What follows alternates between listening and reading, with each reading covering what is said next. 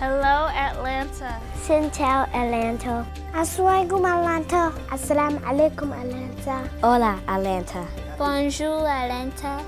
Metro Atlanta is a vibrant and international city with a history and culture of opening its arms to embrace the world. From cradle of the civil rights movement to host of the Centennial Olympic Games, Metro Atlanta is a place that values diversity.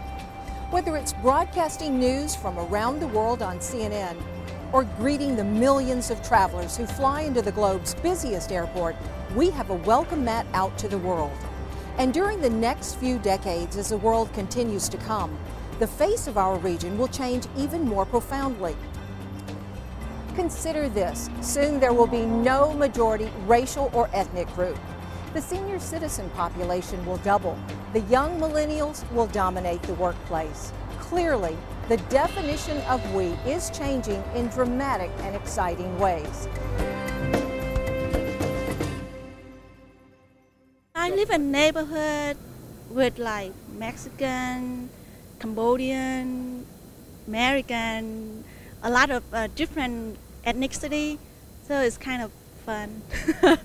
So Metro Atlanta has been a crossroads for people for a long time, as a railroad destination and then as a city that had to rebuild itself, inviting people from elsewhere. And more recently, really inviting a lot of young people to move here who are college educated. And so I think that history of embracing a lot of new residents is one that we can build off of.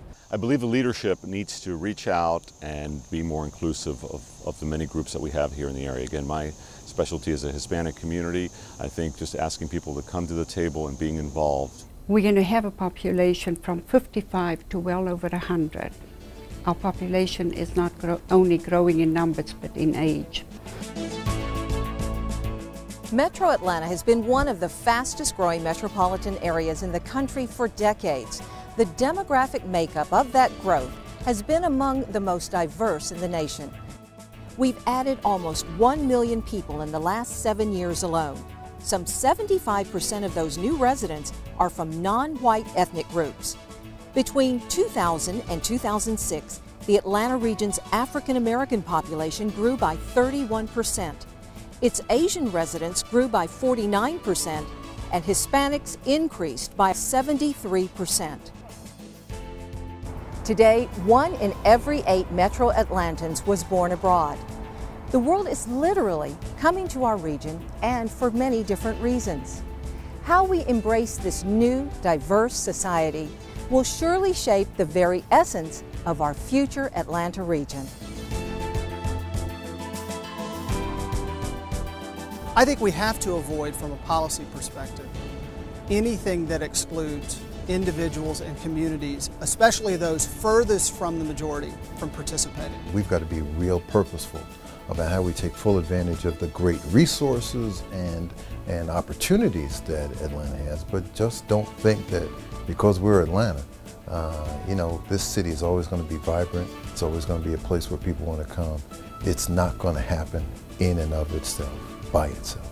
We really have no choice but to look at the future and to make some changes. The thing that we need to avoid the most is this issue of economic polarization into a society in which you have a small segment of increasing wealth and a larger growing population at or near the poverty line. There is no way that we are going to be able to accommodate the needs of our older population unless we start planning.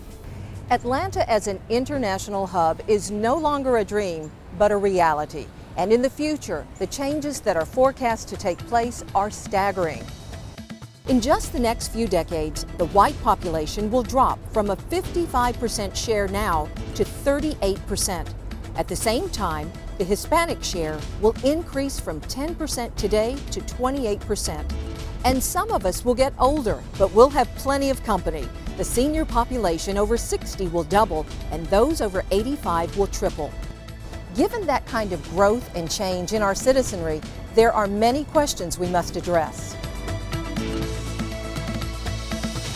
How do we take the best of our legacy and incorporate it into a new community that we're building? What kind of leadership can we get to bring together alliances, cooperation, and compromises?